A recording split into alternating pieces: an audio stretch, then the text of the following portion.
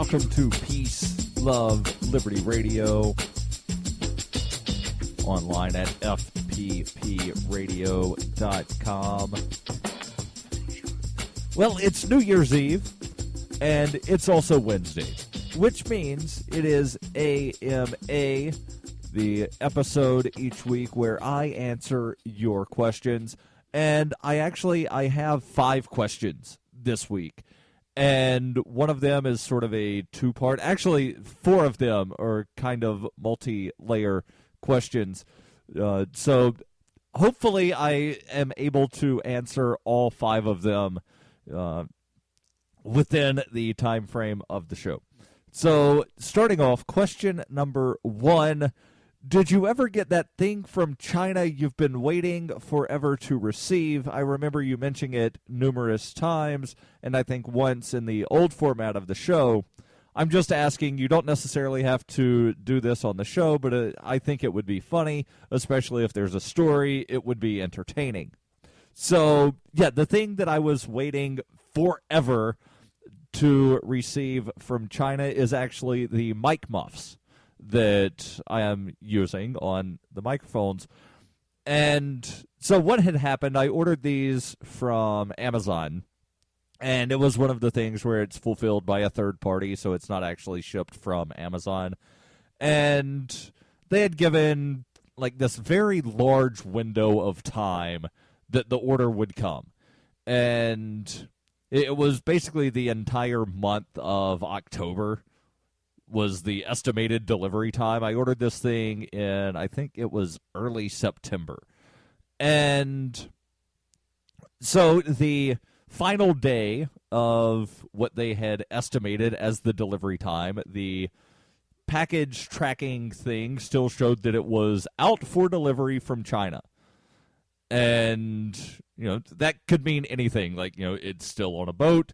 It's still in the warehouse, and it's not been picked up yet. So I sent them a message saying, hey, the tracking is still showing this. Can you give me some kind of update? And they sent a response saying, well, the package must have been lost in delivery. We can issue a refund if you would like. And so I sent them a reply saying, yes, a refund would be nice.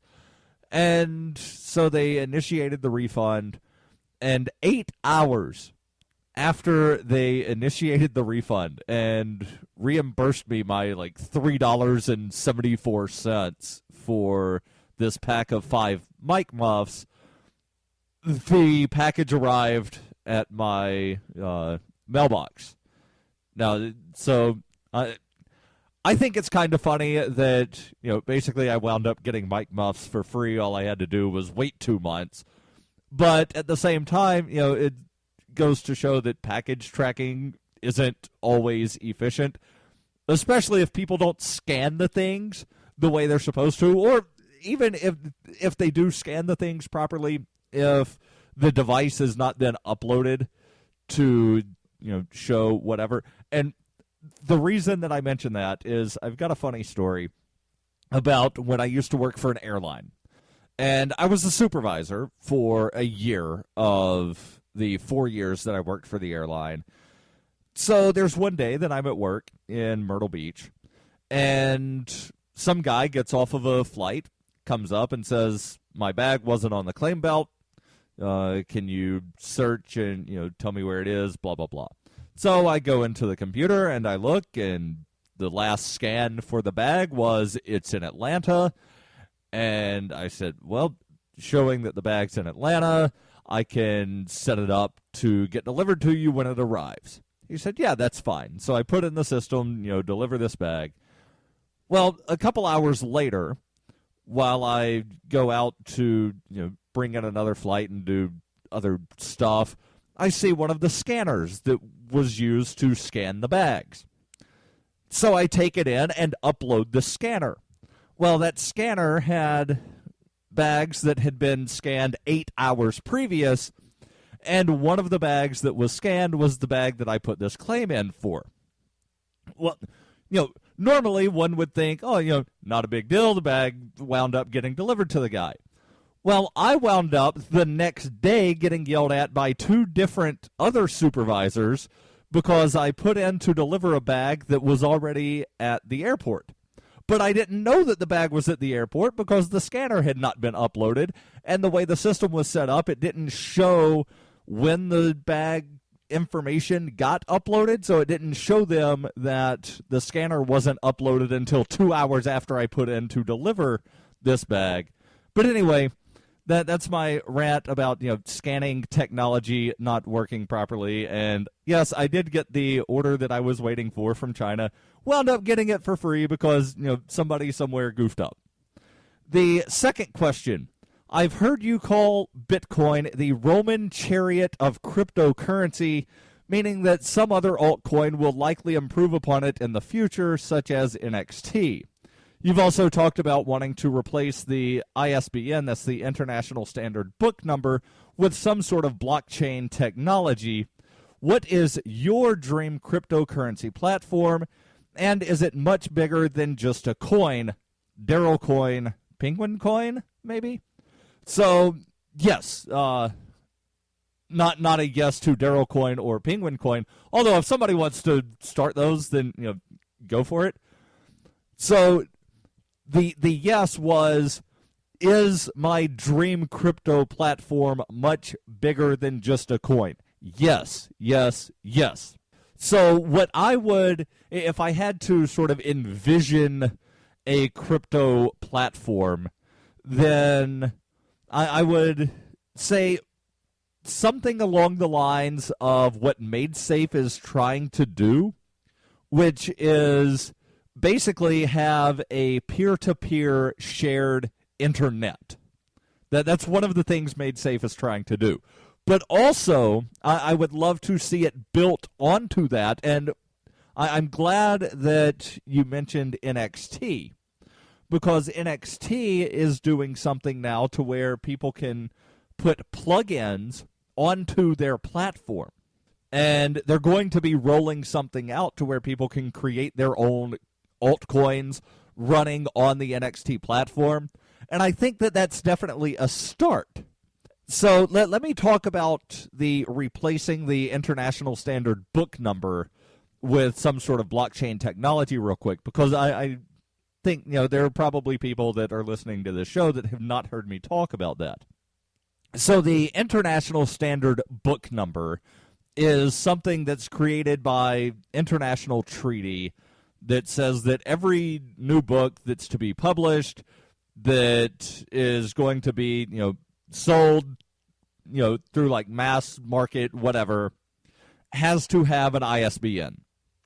And in fact, you can't have a book listed, a new book listed for sale through, I forget the name of the system that all of the bookstores are connected to. But you can't list a book in that system without having an ISBN. And ISBNs are fairly expensive for small companies. I'll explain a little bit more about the ISBN when we come back in the next segment on Peace, Love, Liberty Radio, online at fppradio.com.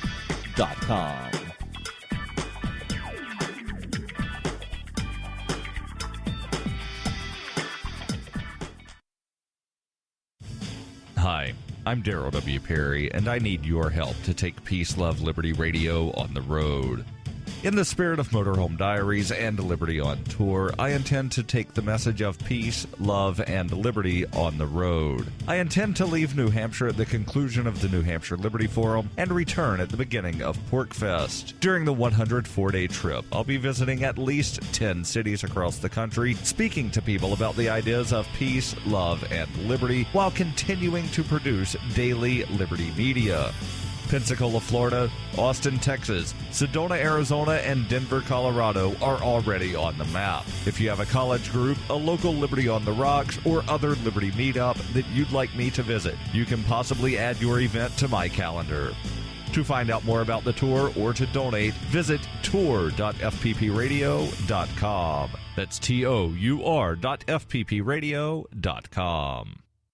The Doublespeak Dictionary by Leslie Starr O'Hara satirizes the marked difference between the ideal of we the people and the reality of we the elite, while offering an insightful glimpse into the clockworks of the totalitarian mind. Ever irreverent but never irrelevant, the Doublespeak Dictionary serves as a subversive and humorous but timely reminder that the emperor has no clothes. The Doublespeak Dictionary is available from Amazon.com and all major bookstores.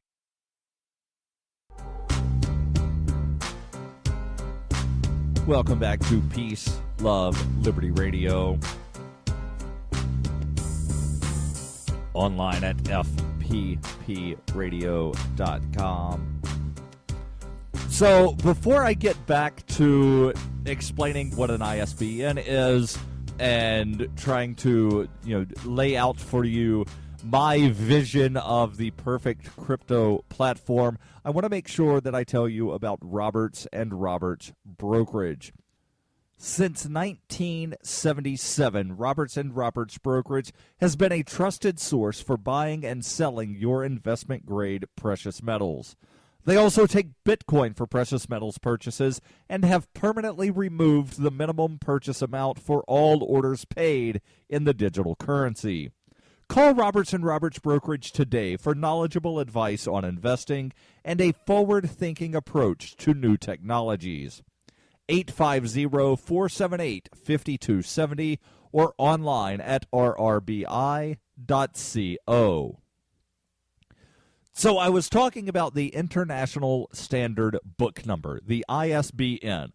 So if you have a book, a fairly recent book, one published in the last 50 years, pick it up real quick, flip to the title page, or actually most people would call it the copyright page, the page where it's got the information about, this is licensed, blah, blah, blah, this is who published it, and there will be a number, either a 10 or a 13-digit number. It might have both. That is the International Standard Book Number. And those are fairly expensive for small publishers. If you wish to buy a single ISBN, and before explaining the cost of the ISBNs, you should know that there's only one company that is authorized to resell ISBNs in the United States. That is Bowker. Bowker. Now, yes, there are some sorts of limited resale that companies like Lulu and CreateSpace and Smashwords have, to where they can create what they call an imprint name, but they still own the ISBN. They just get to put in what they call an imprint name. So, for instance, some of the large publishing companies, such as Simon & Schuster, they will have several subsidiaries, one of which being Pocket Books is a subsidiary of Simon & Schuster. So that would be the imprint name. So Simon & Schuster still owns that ISBN. It's just listed as published by Pocket Books. So Lulu, CreateSpace, Smashwords, and there might be a couple others. They have limited resale to where they can do an imprint name, but you can't actually purchase ISBNs from them. So you have to go to Bowker if you're within the United States.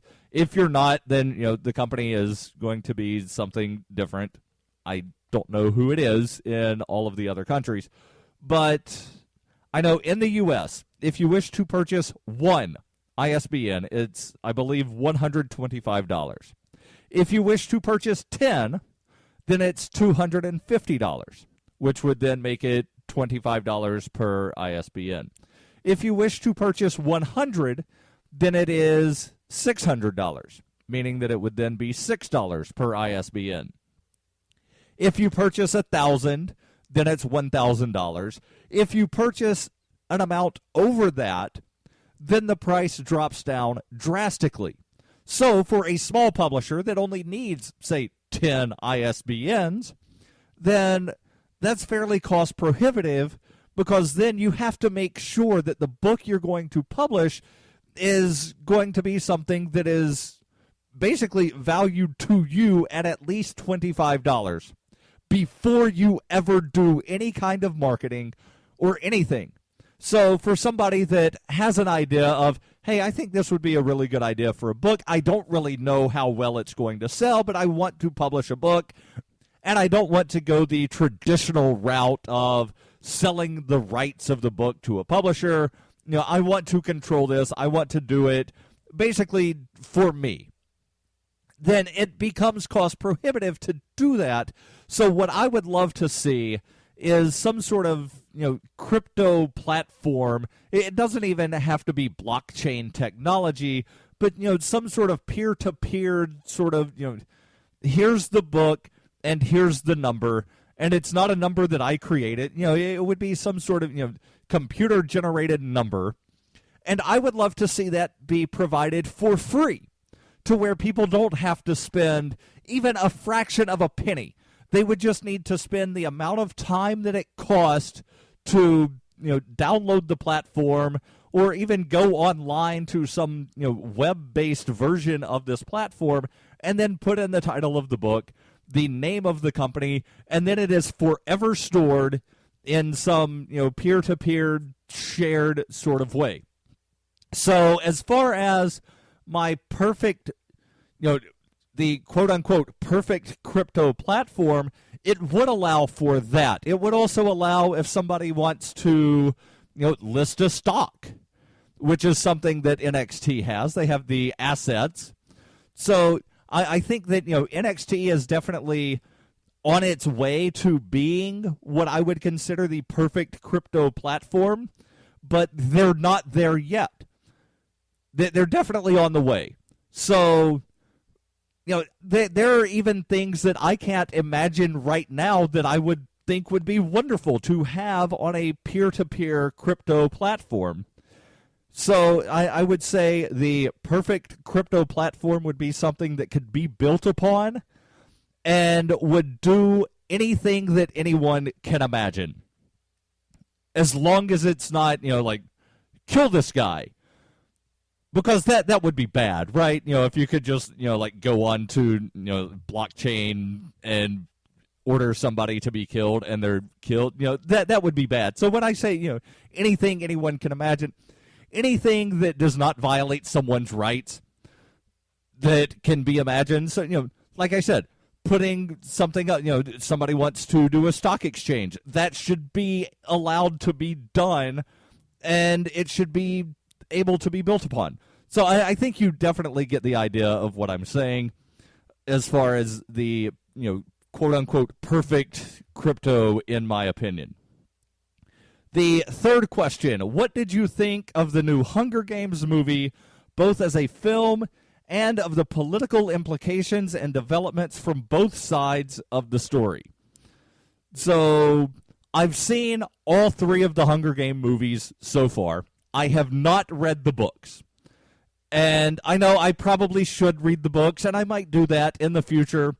But if there's a film series or a TV show that comes out that's based on a book, because I know that there's variation between the book and the film, I generally will not read the books just because I want to see how the movie plays out. And then I might later read the book. I did that with Forrest Gump. When the Forrest Gump movie came out, I didn't even know there was a book, but I later found out there was a book, started reading the book, and the book was so different from the movie, I could not finish it. So I'll explain what I thought of the Hunger Games movie when we come back, and then I've got two other questions that I will try to speed through so that I can get everything finished in the show. The New Year's Eve episode of Peace, Love, Liberty Radio, online at fppradio.com. Coinbase is a simple and secure online Bitcoin wallet for sending, receiving, and storing Bitcoin. Coinbase also allows you to buy and sell Bitcoin using a bank account or use their tools to accept Bitcoin as a merchant. Opening a wallet is quick and easy, and for merchants, there are no transaction fees on the first $1 million worth of transactions. I trust Coinbase. You should too. Get started at coinbase.fppradio.com. Hi, I'm Darryl W. Perry, and I need your help to take Peace, Love, Liberty Radio on the road. In the spirit of Motorhome Diaries and Liberty on Tour, I intend to take the message of peace, love, and liberty on the road. I intend to leave New Hampshire at the conclusion of the New Hampshire Liberty Forum and return at the beginning of PorkFest. During the 104-day trip, I'll be visiting at least 10 cities across the country, speaking to people about the ideas of peace, love, and liberty, while continuing to produce daily Liberty media. Pensacola, Florida, Austin, Texas, Sedona, Arizona, and Denver, Colorado are already on the map. If you have a college group, a local Liberty on the Rocks, or other Liberty meetup that you'd like me to visit, you can possibly add your event to my calendar. To find out more about the tour or to donate, visit tour.fppradio.com. That's tour.fppradio.com.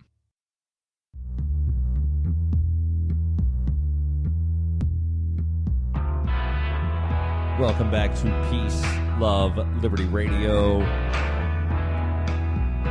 Online at fppradio.com. So I'm answering the question, what did I think of the new Hunger Games movie, both as a film and of the political implications and developments from both sides of the story. So if you have not seen the Hunger Games film, spoiler alert, I will be talking about things that happen in the movie. It's been a movie that's been out for a while, so I understand that some people don't want to watch movies in the movie theater. Completely understood. But, spoiler alert, I will be talking about things. So if you don't want to hear it, then, skip forward in the show a couple of minutes. I really can't tell you how long. But, just skip forward if you don't want to hear the spoilers and my thoughts on the movie. So in the newest Hunger Games movie, Katniss is in Area 13, or District 13, and I really do not like the president of District 13. She's doesn't seem to be a very nice woman. She seems to be somewhat controlling. She definitely seems to be power hungry, and so from that angle, I'm not a fan of District 13 as far as, leading the rebellion, because they don't really seem to want real freedom. They just want their version of government. And I don't like that. Because if you're going to want real freedom, then you shouldn't have basically a dictator that is saying, okay, we're going to take down this other government, and then you'll be free from them, but under my control. So I did not like that part of the story. And, it might get worse in the next movie. I don't know. But I'm definitely, I'm a fan of the movies. I can't wait for the next one to come out. And I know once the next one comes out and I watch it, I'll still be, wanting more. But there's not going to be more. Now, as far as the political implications and developments, I think it's definitely going to be interesting to see if they're able to, somehow change PETA, because PETA had been, brainwashed by the Capitol. So it's going to be interesting to see if they're able to unbrainwash PETA and have him work for the resistance. Although, as I said, I don't really think that the resistance is really an opposition. It's just, they want a different form of control. So again, hopefully that changes in the next movie. I don't really know, but I definitely look forward to it. The fourth question: you seem to get a lot done between podcasting, writing, newspapering, political stuff, keeping up on all the news, and somehow have time to suddenly own a cat. You've also written about how libertarians should be adamant about being on time. So I know you're a punctual, deadline-based worker, which is obviously crucial in the media space. What are some tips for productivity and all-around good work habits you can pass on to other creators of media in the Liberty space? So let me just sort of debunk one part of what was in the question. No, I don't own a cat. I know that I posted pictures of a cat on Facebook and said I have a new friend, but it's not my cat. I'm house sitting for someone for a couple of weeks, and they have a cat. So, I'm taking care of a cat currently, but I don't own a cat. But otherwise, yeah, that was very spot on. And I do say that libertarians should be punctual, and the whole concept of libertarian standard time, which I say is regular time plus about 45 minutes. I think that that's a horrible, horrible thing. Libertarian standard time should go out the window. And one thing that really helped me learn time management was actually sports. When I was in junior high and high school, I played sports. My freshman year, I played football, I was on the wrestling team, and I did track. After that, my dad would not let me do track or wrestle anymore, but he still allowed me to play football. And I think the only reason he did that is because he tried to remove me from wrestling my freshman year. And one of the principals or a coach had told him, sports actually help students learn time management because they have to then figure out a way to fit everything into the day. Plus, it teaches discipline and, other things that, if you're not in some sort of, team activity, you're not necessarily going to wind up learning. So I do have to credit, sports for part of my time management. Also, even before I started playing sports, and I can't even say before I started playing sports because when I was like 5, my dad had me on the YMCA soccer team. But, before like junior high and, like actual competitive school sports, I was always told you have to do your homework before you can go play. And once you go out and play, you have to be home by dark. So it taught me, okay, get things done promptly, and then you can go have fun. And I still sort of live by that, of get your work done, and then you can have fun. So to the people that are, always late or generally always late, I don't really know how to convince grown people to, suddenly understand the concept of time management. If I knew that, then I would be like a multi-billionaire right now because I could go around and hold conferences and tell people how to, how to have good time management. But I don't know how to convince grown people to do away with the habits that they've been doing for most of their life. The final question of the show, and yes, I will be able to squeeze everything into the show. Yay for me. The final question is asked by someone on Facebook. It says, is the person in the following scenario a hypocrite? This person puts forth great efforts to dispel prejudice and stereotypes of his religion, which is best known for its violent followers. But then he gets on Facebook and goes on a racist rant against African Americans. So I did not see the post in question, so I don't know what the actual context of the statements were. I was told what the statements were, so I would say based on the limited knowledge that I have of the situation, that it definitely seems to be hypocritical to try to dispel stereotypes of one group, but then make a stereotypical or a somewhat bigoted statement of another group of people. So it appears as though it's a very hypocritical thing to do.